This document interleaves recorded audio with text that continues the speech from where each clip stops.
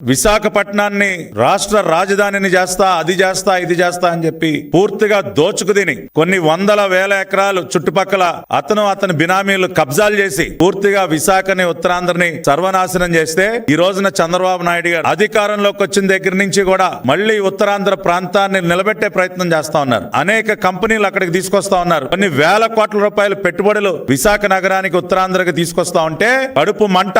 అరే, మేం దోచుకు తిన్న ప్రాంతానికి మళ్ళీ మీరు పెట్టుబడులు తెస్తారా?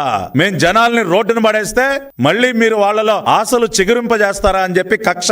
అందుకనే ఈ రోజున అక్కడికి మేము తీసుకొస్తున్నటువంటి పెట్టుబడుల పైన ఇదిగో ఈ తప్పుడు రాతలు, లేనటువంటి విషయాల్ని సృష్టించి అబద్ధపు రాతలు. మరీ ముఖ్యంగా ఉర్సా కంపెనీకి చెందినటువంటి ఇన్వెస్ట్మెంట్ ఏదైతే ఉందో, Ursa clusters private limited, Ursa cluster USA entity అయినటువంటి, యుఎస్ఏ కంపెనీ అయినటువంటి Indian subsidiary Ursa clusters private limited వారు మన రాష్ట్రంలో వాళ్ళు దాదాపుగా 5,196 కోట్ల రూపాయల పెట్టుబడి